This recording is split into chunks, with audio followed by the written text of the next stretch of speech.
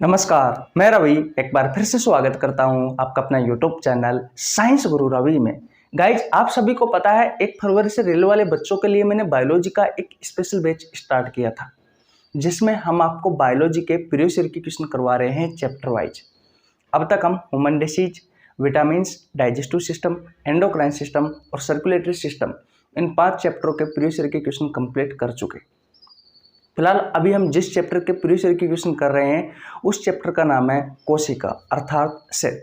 तो सबसे पहले आप चैप्टर का नाम लिख लीजिए सेल अर्थात कोशिका। और ये क्लास यानी कि ये चैप्टर मैंने कल से शुरुआत की थी इस चैप्टर की।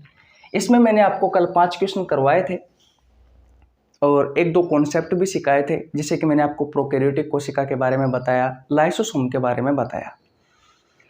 आज की क्लास हम शुरुआत करने वाले हैं क्वेश्चन नंबर 6 से। याद रहे, आज की क्लास में भी आपको बहुत सारी नई चीज़ें के बारे में सीखने को मिलेगा, इसलिए वीडियो को शुरू से लेकर के एंड तक देखना। ये वीडियो सभी प्रतियोगी परीक्षाओं के लिए उपयोगी है, लेकिन मुख्य रूप से इस क्लास में मैं आपको जो क्वेश्चन करवाता हूँ, यानी कि इस बैच में मैं आपको जो क्वेश्चन करवाता हूँ वो आरआरबी ग्रुप डी के, एनटीपीसी के, एएलपी टेक्नीशियन के, आरआरबी जेई के, आरपीएफ के, इन सभी एग्जामों के क्वेश्चन करवाता हूँ। चलिए फिर आज की क्लास की शुरुआत करते हैं। यह रहा आपकी स्क्रीन पर क्वेश्चन नंबर 6। देखिए भैया, यह रहा आपकी स्क्रीन पर क्वेश्चन नंबर 6। क्वेश्चन नंबर 6 कहता है कि कौन सा कोशिकांग विषाक्त पदार्थों और औषधियों के जहरीले प्रभाव को खत्म कर देता है।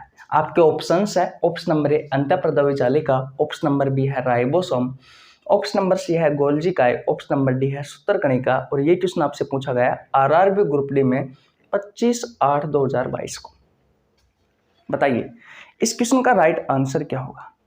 भैया जी, इस क्वेश्चन का राइट आंसर होगा ऑप्शन नंबर ए अंतःप्रद्रव्य जालिका। आइए अंतःप्रद्रव्य जालिका के बारे में जान लेते हैं। अंतःप्रद्रव्य जालिका को इंग्लिश में कहा जाता है endoplasmic reticulum. Endoplasmic reticulum Hindi में कहा जाता है अंतःप्रद्रव्य जालिका। सबसे पहले आपके एग्जाम में जो क्वेश्चन बनता है वो यही बनता है कि इस अंतःप्रद्रव्य जालिका की खोज किसने की। तो इसकी खोज किसने की? तो एक वैज्ञानिक है भैया पोर्टर। इस पोर्टर ने इस अंतःप्रद्रव्य जालिका की खोज की, एंडोप्लाज्मिक रेटिकुलम की खोज की। इसे हम शॉर्ट फॉर्म में ERB कहते हैं। क्या कहते हैं? ERB कहते हैं। आपके कोशिकाओं में बहुत सारी झिल्लियों का एक जाल होता है। आपकी कोशिका में बहुत सारी झिल्लियों का एक जाल होता है जिसे एंडोप्लाज्मिक रेटिकुलम कहा जाता है, अंतःप्रद्रव्य जालिका कहा जाता है। और ये जाल आपको मुख्य रूप से केंद्रक के पास दिखाई देता है। जैसे कि मैं आपको डायग्राम की सहायता से समझाने की कोशिश करता हूं। मान लीजिए ये आपकी क्या है? ये आपकी कोशिका है और कोशिकाओं के बीचों बीच क्या होता है? न्यूक्लियस, यानी कि ये मान लीजिए ये आपका केंद्रक है। तो इस केंद्रक के पास में कुछ इस तरीके से आपको ये झिल्लियों का जाल दिखाई देता है। तो ये होती है भैया हमारी एंडोप्लाज्मिक रेटिकुलम अर्थात अंतःप्रद्रव्य जालिका। किसी को कोई प्रॉब्लम बिल्कुल नहीं होनी चाहिए। मिटा दूं? ओके, इतनी बात समझ में आ गई? ओके भैया, अब याद रखना ये जो अंतःप्रद्रव्य जालिका होती है, जो एंडोप्लाज्मिक रेटिकुलम है, ये 2 प्रकार का होता है। यानी कि ये 2 प्रकार की होती है। कितने प्रकार की होती है? 2 प्रकार की। पहली होती है RER। अब हमारे दिमाग में आता है कि भाई ये RER क्या है? तो ये होता है रफ एंडोप्लाज्मिक रेटिकुलम। रफ का मतलब होता है खुरदरी। खुरदरी अंतःप्रद्रव्य जालिका। तो पहला भाग कौन सा हो गया है इस अंतःप्रद्रव्य जालिका? RER। RER का मतलब होता है रफ एंडोप्लाज्मिक रेटिकुलम अर्थात खुरदरी अंतःप्रद्रव्य जालिका।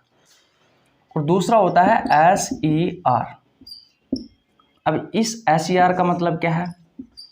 स्मूथ एंडोप्लाज्मिक रेटिकुलम, अर्थात चिकनी अंतःपर्दवी जालिका। मैंने आपसे कहा कि जो आपकी अंतःपर्दवी जालिका होती है ये दो प्रकार की होती है। एक RER यानी कि रफ एंडोप्लाज्मिक रेटिकुलम, से हिंदी में कहा गया है खुरदरी अंतःपर्दवी जालिका, और दूसरी होती है SER अर्थात स्मूथ एंडोप्लाज्मिक रेटिकुलम, अर्थात हिंदी में कहा गया है इसे चिकनी अंतःपर्दवी जालिका। अब भाई खुरदरी अंतःपर्दवी जालिका क्या है? तो ये तो मैंने आपको बता दिया कि आपकी कोशिकाओं में बहुत सारी झिल्लियों का एक जाल होता है केंद्रक के पास, उसे ही हम एंडोप्लाज्मिक रेटिकुलम कहते हैं, वो ही हमारा अंतःपर्दवी जालिका होता है। तो ये झिल्लियों का जाल है। तो ये जो झिल्लियों का जाल आपको देखने को मिलता है, तो खुरदरी जो अंतःपर्दवी जालिका होगी उस पर ऐसे राइबोसोम बिखरा हुआ रहता है, ऐसे राइबोसोम बिखरा हुआ रहता है। अब भाई इस पर राइबोसोम बिखरा हुआ है, तो ये क्या है? ये खुरदरी है भाई, ये खुरदरी है। अरे आपके टेबल पर अगर मैं मिट्टी के कण बुकेर दूं और फिर अगर आप उसे हाथ लगाकर देखते हो तो आपको खुरदरी खुरदरी सी एहसास होगा या नहीं होगा? होगा ना। तो ठीक उसी तरीके से ये जो अंतःपर्दवी जालिका होती है इस पर राइबोसोम बिखरा हुआ होता है, इस वजह से इसे हम खुरदरी अंतःपर्दवी जालिका कहते हैं। लेकिन जो चिकनी अंतःपर्दवी जालिका होती है इस पर भैया इस तरीके से कोई भी राइबोसोम बिखरा हुआ नहीं रहता। तो ये क्या है? ये राइबोसोम है भैया। ये क्या है? ये राइबोसोम है। और राइबोसोम को आप सभी को पता है आप प्रोटीन की फैक्ट्री कहते हैं, हम प्रोटीन फैक्ट्री कहते हैं। क्या कहते हैं? Protein factory. अब जब कभी क्वेश्चन आएगा भैया इस राइबोसोम पर, तब आपको हम राइबोसोम से संबंधित बहुत सारी बातें बताएंगे। लेकिन फिलहाल अभी आपको इतना ध्यान रखना है कि राइबोसोम को प्रोटीन फैक्ट्री कहा जाता है। तो भैया इस पर राइबोसोम है, तो राइबोसोम प्रोटीन फैक्ट्री कहते हैं क्योंकि राइबोसोम के निर्माण में सहायक होते हैं। तो याद रखना ये जो रफ एंडोप्लाज्मिक रेटिकुलम होती है ये प्रोटीन के, अगर आपसे क्वेश्चन पूछा जाए कि इस रफ एंडोप्लाज्मिक रेटिकुलम का कार्य क्या है, खुरदरी अंतःपर्दवी जालिका का कार्य क्या है, तो ये प्रोटीन मेकिंग में वह सिंथेसिस में सहायक होती है। प्रोटीन के निर्माण में, प्रोटीन के संश्लेषण में कौन सी अंतःपर्दवी जालिका सहायक होती है? तो खुरदरी अंतःपर्दवी जालिका सहायक होती है। इस बात का आपको ध्यान रखना है। तो प्रोटीन मेकिंग एंड सिंथेसिस यानी कि प्रोटीन के निर्माण में व प्रोटीन के संश्लेषण में सहायक होती है कौन सी अंतःपर्दवी जालिका? खुरदरी अंतःपर्दवी जालिका। तो अगर आपसे क्वेश्चन पूछे कि खुरदरी अंतःपर्दवी जालिका का कार्य क्या है, तो प्रोटीन के निर्माण में व संश्लेषण में सहायक होती है। अब जो चिकनी अंतःपर्दवी जालिका है इस पर तो कोई राइबोसोम नहीं पाए जाते, तो इसका कार्य आपको याद रखना है कि ये जो लिपिड्स होती है, जो वसा है, उसके सिंथेसिस में सहायक होती है, उसके संश्लेषण में सहायक होती है। साथ ही साथ में कार्बोहाइड्रेट के संश्लेषण में भी सहायक होती है, लेकिन कार्बोहाइड्रेट से क्वेश्चन कम पूछे जाते हैं। आपको ये तो याद करना ही करना है कि ये वसा के संश्लेषण में सहायक होती है कौन? चिकनी अंतःपर्दवी जालिका। अब एनडीए के एग्जाम में आपसे एक बार क्वेश्चन पूछा गया था कि निम्न में से कौन सी अंतःपर्दवी जालिका यानी कि निम्न में से कौन सी एंडोप्लाज्मिक रेटिकुलम प्रोटीन का निर्माण नहीं करती है या प्रोटीन के निर्माण में सहायक नहीं होती है? तो कौन सी भैया, कौन सी अंतःपर्दवी जालिका, कौन सी एंडोप्लाज्मिक रेटिकुलम प्रोटीन के निर्माण में सहायक नहीं होती है?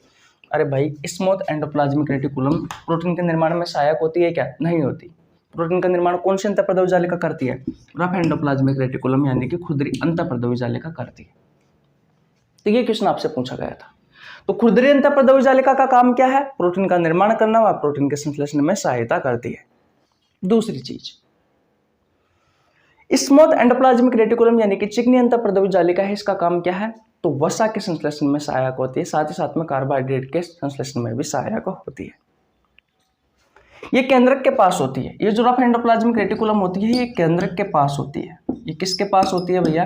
ये केंद्रक के पास होती है। इस बात का आपको ध्यान रखना है, इसलिए ज्यादा स्थायी होती है। अब ज्यादा स्थायी क्यों होती है? क्योंकि आप सभी को पता है केंद्रक को कोशिका का कंट्रोलर या मैनेजर या फिर ब्रेन भी कहते हैं, क्योंकि कोशिका के अंदर जितने भी कोशिकांग है उन सभी कोशिकांगों पर कंट्रोल करने का कार्य कौन करता है? आपका केंद्रक करता है। अब केंद्रक के पास जो ज्यादा नजदीक होगा, जो ज्यादा पास में होगा, उस पर तो ज्यादा पकड़ रहेगी केंद्रक की, इसलिए ज्यादा स्थायी होते हैं। तो अगर आपसे क्वेश्चन पूछा जाए कि इनमें से कौन ज्यादा स्थायी होता है, स्मूथ एंडोप्लाज्मिक रेटिकुलम या फिर रफ एंडोप्लाज्मिक रेटिकुलम, तो भैया रफ एंडोप्लाज्मिक रेटिकुलम ज्यादा स्थायी होगा। इस बात का आपको ध्यान रखना है, ये ज्यादा स्थायी होगा। और ये जो स्मूथ एंडोप्लाज्मिक रेटिकुलम है, ये भैया केंद्रक से दूर होगी।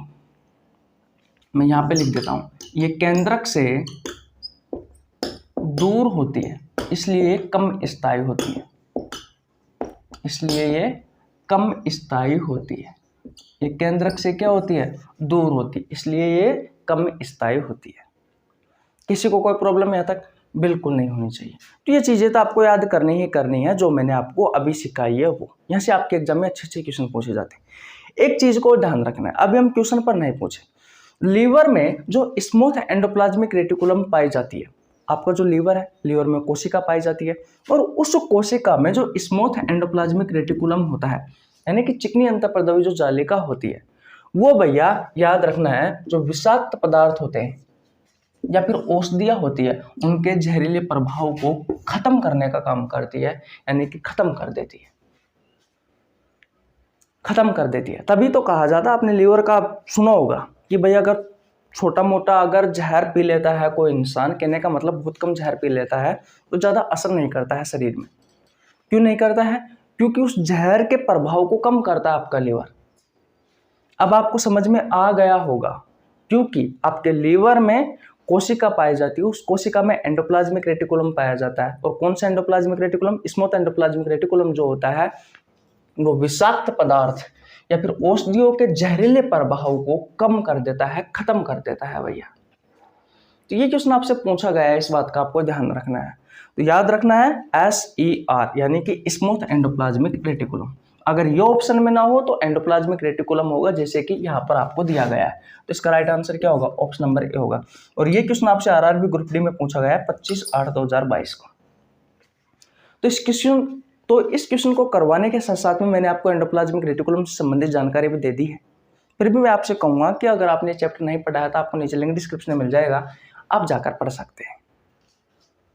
ठीक है, मैंने आपको वहाँ पर बहुत अच्छे से पढ़ा रखा है। मैं दोबारा से सारे के सारे ही चैप्टर स्टार्ट करने वाला हूँ, लेकिन भैया थोड़ा बहुत कंटेंट हम भी सुधार रहे हैं अपना, इसलिए टाइम का अभाव रहता है। क्वेश्चन नंबर 6 क्लियर हो गया? ओके भैया। क्वेश्चन नंबर 7 करवा देता हूँ, बिल्कुल सेम है। स्क्रीनशॉट ले लीजिए। ले लिया भैया आपने स्क्रीनशॉट?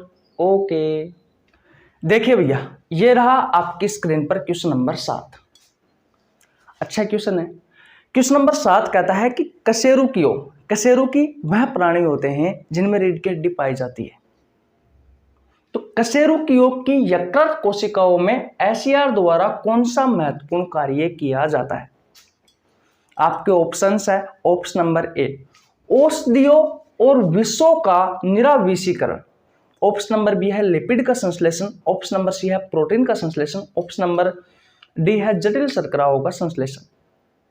यह क्वेश्चन आपसे RRB ग्रुप डी में पूछा गया है 17/8/2022 को। बताइए इस क्वेश्चन का राइट आंसर क्या होगा? अगर आपसे केवल SER का कार्य पूछा जाता, अब SER अगर मैं आपको पिछला वाला क्वेश्चन नहीं करवाता तो आपको समझ में ही नहीं आता कि एक्चुअली में ये SER क्या है। अब आपको अच्छे से समझ में आ गया होगा कि SER क्या है। SER का मतलब होता है, क्या होता है? स्मूथ एंडोप्लाज्मिक रेटिकुलम, यानी कि चिकनी अंतःपर्दवी जालिका। क्वेश्चन ने स्पष्ट रूप से लिख रखा है यकृत, यानी कि लीवर की जो SER है, स्मूथ एंडोप्लाज्मिक रेटिकुलम है, उसके कार्यों के बारे में पूछा गया है। उसके कार्यों के बारे में पूछा गया है। उसके कार्यों के बारे में पूछा गया है। तो बताइए उसका क्या कार्य होगा? मैंने आपसे कहा था कि जो विषाक्त पदार्थ होते हैं या फिर जो औषधियाँ होती है, उनके जहरीले प्रभाव को कम करना। ऑप्शन नंबर ए यही दिया गया है कि औषधियों और विषों का निराविषीकरण करना, यानी कि जो औषधि होती है, जो विष होते हैं, उनको भैया बिना विष का करना, यानी कि जहरीला उनका जो विष होता है उनके प्रभाव को कम करना। तो यही इसका आंसर होगा। हाँ, लेकिन अगर आपसे केवल एससीआर के कार्यों के बारे में पूछा जाता, यहाँ पर लिवर दिया नहीं होता, तो हमारा आंसर ये भी हो सकता था ऑप्शन नंबर बी, लिपिड का संश्लेषण। लेकिन यहाँ पर जो मान्य ऑप्शन होगा, सेम यही ऑप्शन दिए हुए थे आरआरबी ग्रुप डी में 17/8/2022 को, लेकिन इसमें जो सबसे महत्वपूर्ण था वो भैया ऑप्शन नंबर ए था, तो आपका राइट आंसर वही होगा।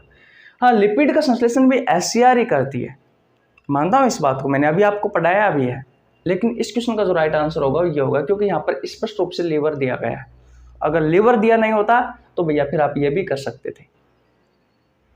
और ये कार्बोहाइड्रेट के संश्लेषण में भी सहायक होती है, तो ये भी कर सकते थे। प्रोटीन के संश्लेषण तो भैया आप सभी को पता है कौन करती है, वो करती है ना खुरदरी अंतःपर्दवी जालिका, यानी कि RER,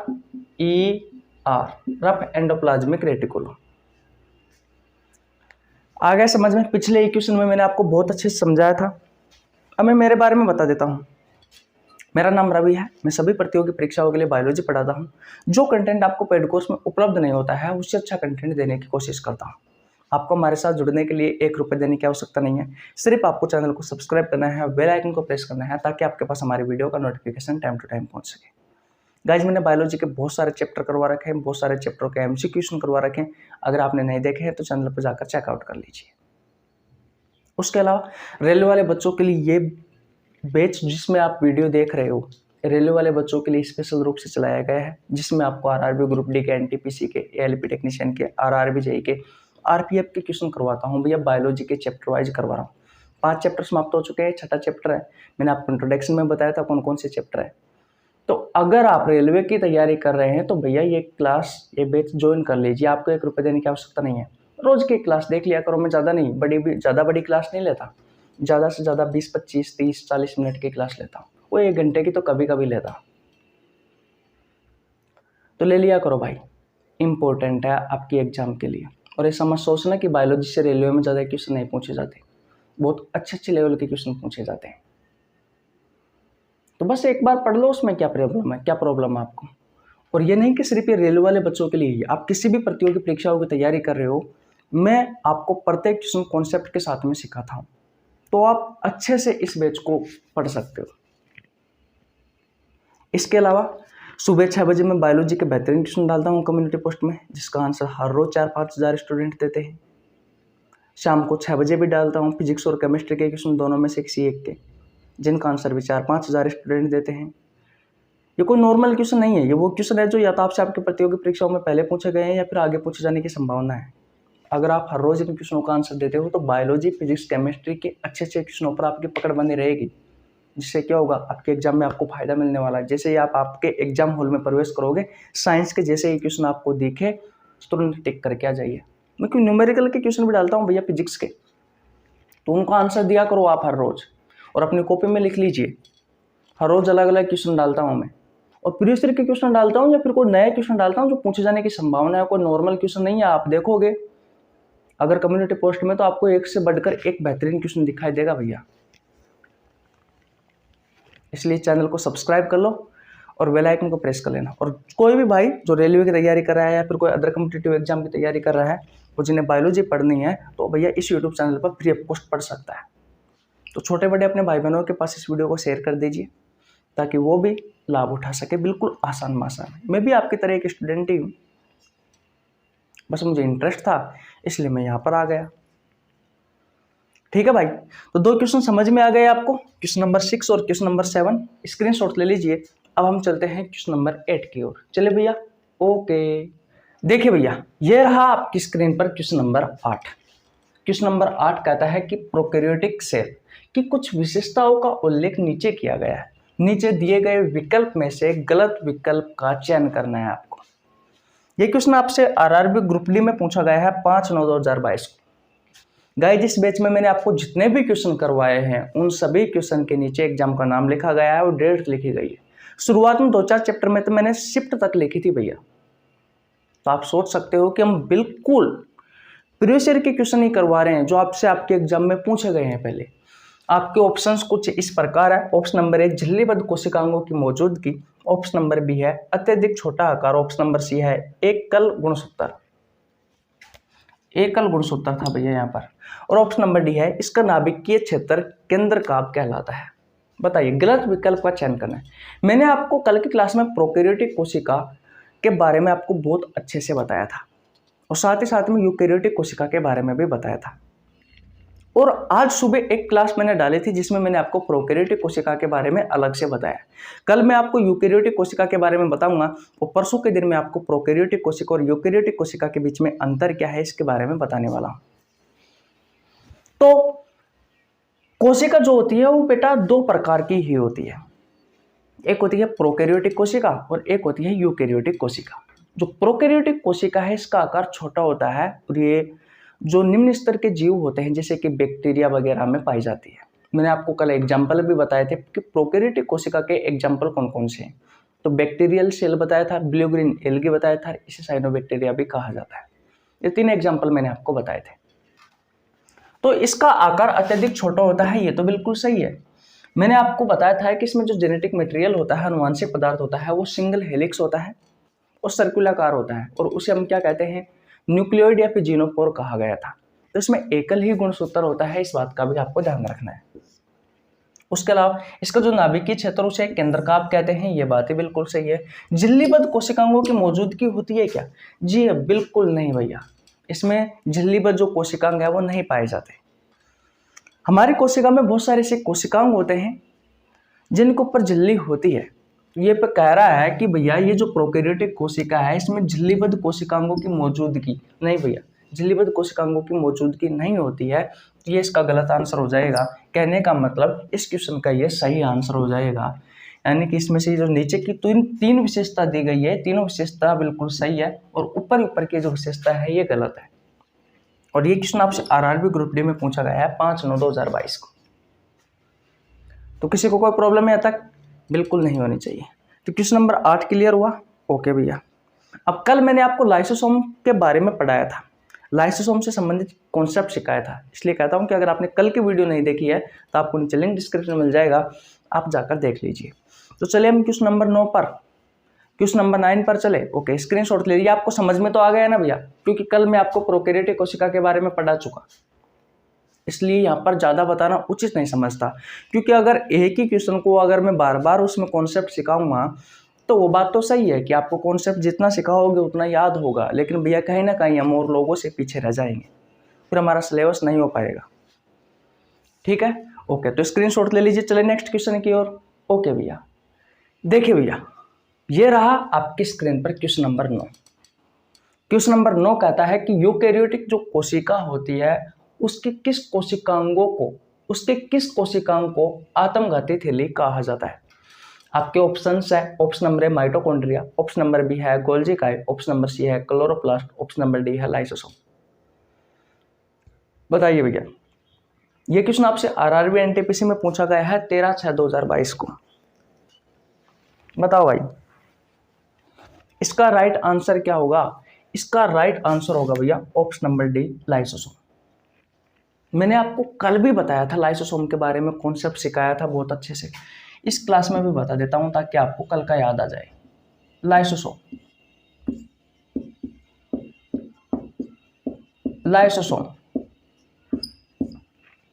याद रखना, प्रोकैरियोटिक कोशिका में लाइसोसोम नहीं पाया जाता, ये पाया जाता है यूकैरियोटिक कोशिकाओं में। अब प्रोकैरियोटिक कोशिका क्या होती है, कल की क्लास में मैंने आपको बहुत अच्छे से पढ़ाया था, तो अब जरूरत नहीं पड़नी चाहिए। इस लाइसोसोम की खोज किसने की? इसकी खोज की थी भैया डी डुवे ने। डी डुवे नाम का एक वैज्ञानिक था भैया, इस डी डुवे ने लाइसोसोम की खोज की। इसे हम अलग अलग नामों से जानते हैं, जैसे कि एक नाम तो यहां पर दिया गया है कि इसे क्या कहा जाता है, आत्मघाती थैली कहा जाता है। इसे सुसाइडल बैग कहा जाता है, इसे डिस्पोजल बैग कहा जाता है,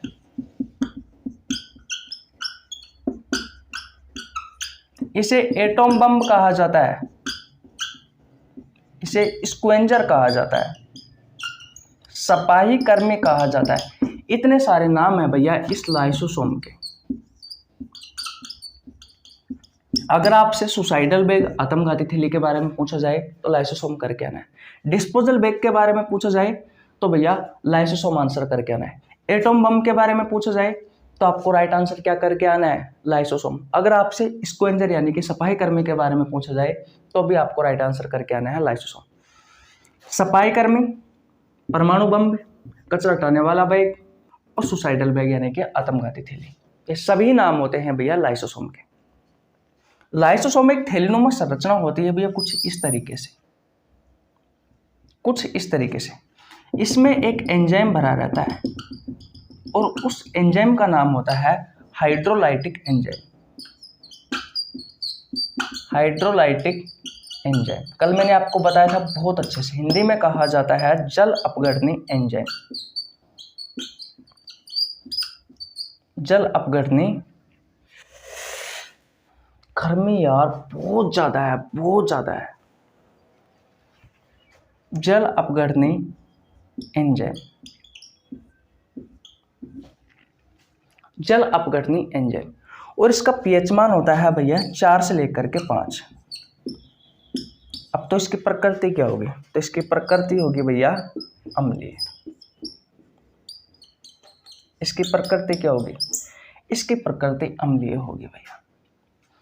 ये कोशिकीय पाचन में भी सहायक होता है, सेलुलर डाइजेशन में भी सहायक होता है।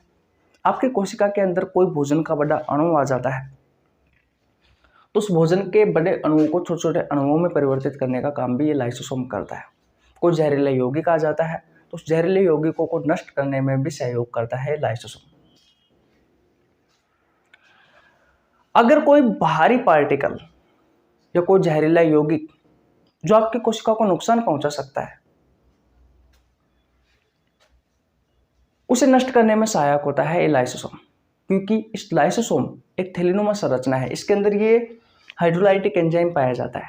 ये क्या करता है, जब भी कोई बाहरी पार्टिकल जो आपकी कोशिका को नुकसान पहुंचा सकता है वो आपकी कोशिका में प्रवेश करता है तो उस समय ये लाइसोसोम के अंदर ये जो आपको थैलीनुमा संरचना दिखाई दे रही है, इस थैलीनुमा संरचना के अंदर जो हाइड्रोलाइटिक एंजाइम पाया जाता है, जो जलघटनी एंजाइम पाया जाता है, ये अपनी संख्या को बढ़ा लेता है। अगर ये ज़्यादा बनेगा, इसकी मात्रा बढ़ जाती है भैया, जब भी कोई भारी पार्टिकल कोशिका में अंदर आता है तो कोई हानिकारक पार्टिकल आता है तो इस थैली की दीवारों पर एक प्रेशर क्रिएट होगा जिसके कारण थैली फट जाती है और इसके अंदर उपस्थित ये जो हाइड्रोलाइटिक एंजाइम है ये पूरी कोशिका में बिखर जाता है। अब ये इतना खतरनाक है, आप देख सकते हो कि इसका पीएच मान 4 से लेकर के 5 है, यानी कि इसकी प्रकृति अम्लीय है। तो ये पूरी कोशिका को नष्ट कर देता है, पूरी कोशिका का भक्षण कर देती है भैया। ये हाइड्रोलाइटिक एंजाइम पूरी कोशिका को नष्ट कर देती है, पूरी कोशिका को समाप्त कर देती है। इसी वजह से इस कोशिकांग को क्या कहा गया है, कोशिका का सुसाइडल बैग यानी कि आत्मघाती थैली। डिस्पोजल बैग, कचरा हटाने वाला बैग। एटॉम बम, परमाणु बम की तरफ फटता है इसलिए। सफाई कर्मी, तो कोशिका की सफाई कर देता है हानिकारक पदार्थों से। तो मैंने आपको कल बहुत अच्छे से सिखाया था। सेम यही क्वेश्चन अगला क्वेश्चन है तो उसको भी देख लीजिए, क्योंकि पहले मैंने आपको इसी पर आधारित एक क्वेश्चन करवाया था कल, जो आपसे आरआरबी ग्रुप डी में पूछा गया है, एनटीपीसी में पूछा गया है। और इसके अलावा उस अगला क्वेश्चन और देख लीजिए, वो भी इसी पर आधारित है, सेम यही क्वेश्चन है। मैं आपको बार बार क्यों करवा रहा हूँ, क्योंकि यहाँ से आपके एग्जाम में क्वेश्चन पूछे जाते हैं, दोबारा रिपीट होते हैं भैया आपके एग्जाम में। जैसे कि वो ग्रुप डी में आ गया, फिर एनटीपीसी में आ गया, सिर्फ लैंग्वेज चेंज किया। लैंग्वेज का मतलब ये जो ऊपर आता है ना क्वेश्चन, ये क्वेश्चन की जो लाइनें हैं वो चेंज की है। एक ही क्वेश्चन को एग्जामिनर अलग अलग तरीके से पूछ सकता है, तो आपको पता होना जरूरी है कि किस किस तरीके से पूछ सकता है, इसलिए हम यहाँ पर आपको अलग अलग तरीके से क्वेश्चन करवाते हैं। इतनी बात समझ में आ गई? ओके भैया, तो क्वेश्चन नंबर 9 कंप्लीट हो गया। ओके, क्वेश्चन नंबर 10 की ओर चलते हैं। स्क्रीनशॉट ले लीजिए। ले लिया भैया आपने? ओके, देखिए भैया, ये रहा आपकी स्क्रीन पर क्वेश्चन नंबर 10। क्वेश्चन नंबर 10 कहता है कि निम्न में से किस कोशिकाओं को कोशिका की आत्मघाती थैली के रूप में जाना जाता है? ER का मतलब अभी मैंने आपको बताया था, एंडोप्लाज्मिक रेटिकुलम होता है, अंतःप्रद्रवी जालिका होता है। एक ये ऑप्शन है। दूसरा है राइबोसोम। राइबोसोम को प्रोटीन फैक्ट्री भी कहा जाता है, प्रोटीन के निर्माण में सहायक होता है। ऑप्शन नंबर सी है लाइसोसोम। इस लाइसोसोम के मैंने आपको बहुत सारे नाम बताए अभी। ऑप्शन नंबर डी है माइटोकॉन्ड्रिया। इसे कोशिका का पावर हाउस भी कहा जाता है। आगे भी इसके बारे में चर्चा करेंगे। ये क्वेश्चन आपसे आरआरबी ग्रुप डी में पूछा गया है 13/9/2022 को। उस टाइम यही क्वेश्चन आपसे 27/9/2022 को पूछा गया था, जिसके बारे में मैंने आपको कल पढ़ाया था। और ये क्वेश्चन अभी पिछला ही क्वेश्चन करवा के आया हूँ, आरआरबी एनटीपीसी में भी पूछा गया है, इसलिए क्वेश्चन इंपॉर्टेंट है। अगर कोई क्वेश्चन बार बार अलग अलग एग्जाम में रिपीट हो रहा है तो उसका मतलब यह है कि भैया ये क्वेश्चन अच्छा है, हमें क्लियर होना जरूरी है। तो राइट आंसर क्या होगा इसका? Option number C, lysosome. आज यहीं तक रखते हैं। अगर आपको वीडियो अच्छी लगी तो वीडियो को लाइक कर दीजिए, चैनल पर नया तो चैनल को सब्सक्राइब कर लेना, बेल आइकन को प्रेस कर लेना ताकि आपके पास हमारी वीडियो का नोटिफिकेशन टाइम टू टाइम पहुंच सके। मिलते हैं गाइस नेक्स्ट वीडियो में, तब तक के लिए जय हिंद, जय भारत, राम राम।